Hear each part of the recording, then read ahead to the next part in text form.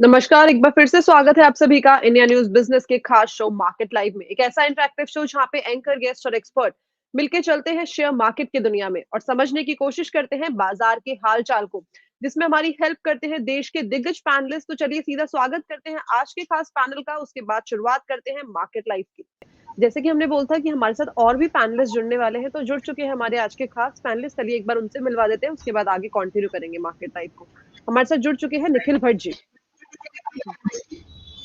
नमस्कार sir, hello, स्वागत है आपका शो में। Good good morning morning madam, sir. Good morning everyone. Level sir ने बता दिए हैं। ठीक है, अब चलते हैं सीधा निखिल सर के पास। सर, बाजार में जो व्यू है वो अभी भी बुलिश है या थोड़ा-सा डगमगाया है अपनी जगह से? आज आपके स्टेट में काफ़ी अच्छे से ये त्योहार मन रहा होगा। फर्स्ट ऑफ ऑल मैं आपको सबको बोलना भूल गई, हैप्पी जन्माष्टमी टू ऑल, कि आज जन्माष्टमी और थैंक यू, गुजरात में थैंक ये यू, फेस्टिवल बहुत ही ज़ोरों-शोरों से मनाया जाता है, ये हम सब जानते हैं। सर, कैसा लग थैंक रहा है यू मैडम। बाजार? आपको जन्माष्टमी वाला माहौल दिख रहा है बाजार के अंदर, एक हरा-भरा या नहीं? नहीं मैडम, मैं तो ऑलवेज बुलिश ही ट्रेंड में रहता हूँ। जब 19,300 की बात चल रही थी तब भी मैं बुलिश था, आज 19,600 चल रहा है तो भी मैं बुलिश ही रहूंगा। देखिए, कोई भी मार्केट की एक स्ट्रेटेजी बनती है। गुजरात में तो पूरा त्योहार है, तो गुजराती लोग तो अभी त्योहार में 4 दिन 5 दिन तो ऐसे ही बिजी रहेंगे। तो काफी बहुत मतलब जैसे आलोक सर ने बताया, सुहास जी ने बताया, इस हिसाब से थोड़ी बहुत बिकवाली आने की एक संभावना रहती है। लेकिन ये तो एक साबित हो गया है कि चीन की जो आर्थिक चुनौतियों के मुकाबले हमारा जो भारत है उसमें एक बढ़त हासिल है। तो भारत का आर्थिक विकास दर पहली तिमाही जो थी उसके 77.8 के प्रतिशत से उत्साहजनक जीडीपी वृद्धि भी बताई है। तो अगले क्वार्टर में मेरे हिसाब से मार्केट बुलिश ही रहना चाहिए। आलोक सर का जो लेवल है, सुहास जी का जो लेवल है, उसके साथ मैं समर्थन करता हूँ। 19,300 का अगर एक स्टॉप लॉस डाल दीजिए तो यहाँ से मार्केट 19,800 से लेकर 20,000 तक की एक रेंज में मूव करेगा। लेकिन ये चीज में हम लोगों को निफ्टी, जैसे आलोक सर ने बताया कि निफ्टी में बहुत मतलब उतार चढ़ाव की संभावना है, तो स्टॉक स्पेसिफिक काम करना चाहिए। मैं ये बात में भी सहमत हूँ। अभी जो भी स्टॉक है वो ओवरब्रॉड वैल्यू के हिसाब से दिखे जा रहे हैं। तो मेरे हिसाब से लगना चाहिए कि स्टॉक स्पेसिफिक ट्रेड करना चाहिए। ट्रेडर्स को 19,300 का निफ्टी फ्यूचर में स्टॉप लॉस करना चाहिए। और एक चीज है कि अभी तेजी के साथ ये जो मतलब छोटे और मिड कैप शेयरों है ना, उसमें भी बहुत एक मतलब तेजी मिल रही है देखने को। तो यहाँ पर एक सावधानी बरतनी चाहिए। छोटे निवेशक जो है वो लोग पेनी स्टॉक में बहुत ध्यान मतलब रखने को, मतलब उसका ध्यान पेनी स्टॉक में ही रहता है, चलो ले लो सर्किट लग जाएगा ये वो। तो उन लोगों के लिए भी यही है कि 19,300 निफ्टी फ्यूचर का स्टॉप लॉस और पेनी स्टॉक से दूर रहे। जी, ठीक है। तो जो अभी इस टाइम पे व्यू है सर का वो भी बुलिश है, जो सर का मोमेंटम है बुलिश को लेके वो मेंटेन है अभी तक, ठीक है। और जो सलाह सर ने दी है वो स्टॉक स्पेसिफिक इस टाइम पे आपको चलना चाहिए और कौन से स्टॉक्स को अवॉइड करना चाहिए वो भी सर ने बताया। जैसे कि निखिल सर, सीधा आपके पास आती हूँ।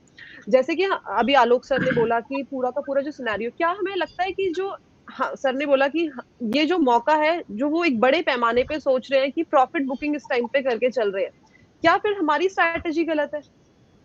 नहीं मैडम, हम ऐसा गलत। आलोक जी के साथ भी मैं सहमत हूँ। और जो एफआई सेलिंग जो कर रही है उसके साथ भी मैं सहमत हूँ। मैडम, मार्केट के अंदर एक चीज ऐसी है कि जो एफआई सेलिंग कर रही है, डोमेस्टिक फंड्स जो है वो बाइंग कर रहे हैं। तो ये चीज के अंदर आप लोगों को, इन्वेस्टर को, ट्रेडर्स को, सबको ऐसे देखना चाहिए कि कौन से स्टॉक में वो लोग सेलर है। स्पेसिफिक स्टॉक स्पेसिफिक आप देखो। तो जैसे मान लीजिए एफआई जो है उसके पोर्टफोलियो में काफी अच्छे शेयर्स है, मारुति है, कोटक बैंक है, रिलायंस है। तो ये सब स्टॉक जो है उसमें तो एक बुलिश ट्रेंड दिख रहा है। तो एफआई जो सेलिंग कर रही है वो टोटल नंबर ऑफ फिगर्स के साथ सेलिंग कर रही है। लेकिन वो ऐसे स्टॉक को मतलब सेल कर रही है जिस स्टॉक के अंदर उन लोगों को प्रॉफिट मिल रहा है, या तो वो लोग अपने हिसाब से कॉन्फिडेंस नहीं है। और जो डोमेस्टिक फंड है वो बाइंग कर रहा है। तो डोमेस्टिक फंड भी इस समय में क्या कर रहा है, एक सेलिंग भी कर रहा है और बाइंग भी कर रहा है। तो वो लोग भी एक स्टॉक स्पेसिफिक ही ट्रेड कर रहे हैं। यहाँ पर कोई मतलब नेट वैल्यूएशन से मतलब हम लोग काउंट करेंगे कि एफआई सेलर है इसीलिए मार्केट मतलब बेरिश ट्रेंड हो जाएगा, और डोमेस्टिक फंड है वो अगर मान लीजिए बाइंग कर रहा है तो मतलब हम लोग तेजी में चले जाएंगे। ऐसा कुछ नहीं होता है।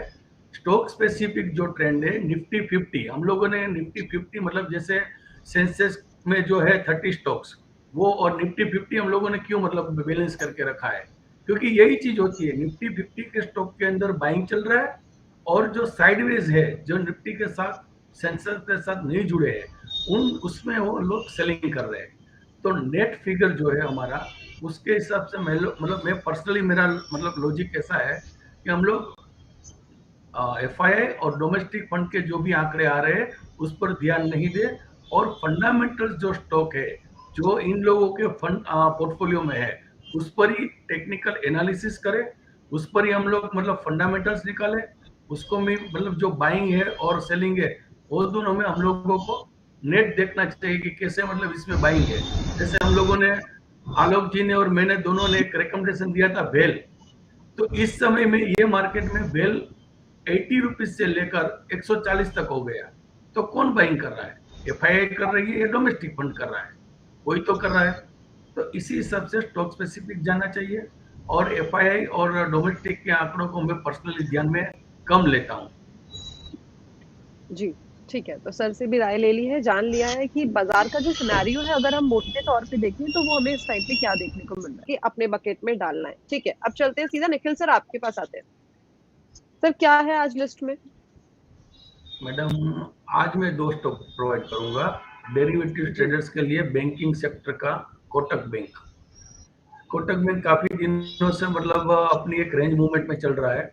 ये 1780 और 1750 के आसपास ट्रेडर्स, मतलब जो डेरिवेटिव ट्रेडर्स है, उसको अपना फ्यूचर में पोजीशन बनानी चाहिए। उसका स्टॉप लॉस रहेगा 1740 का, और इसका शॉर्ट टर्म टारगेट है 1808 के ऊपर 1830 तक। तो मतलब डेरिवेटिव ट्रेडर्स जो है वो इस महीने का कोटक बैंक में पोजीशन 1780 और 1750 के आसपास ले सकते हैं। दूसरा मैडम, हम जी, लोगों ने बताया था लास्ट टाइम, वहाँ लॉन्ग टर्म पोजीशन जो ले रहा है ट्रेडर्स, उसके लिए भारतीय एयरटेल जो 850 रुपीस का भाव था उस टाइम में, और हम लोगों ने 840 का 10 रुपए का स्टॉप लॉस लगाकर लेने को एक एडवाइस दिया था। अभी वो चल रहा है 876। ट्रेडर्स के लिए लॉन्ग टर्म में 840 का वही सेम स्टॉप लॉस, और शॉर्ट टर्म फ्रेम के लिए ये स्टॉक में इन्वेस्ट कर सकते हैं, फ्यूचर भी ले सकते हैं।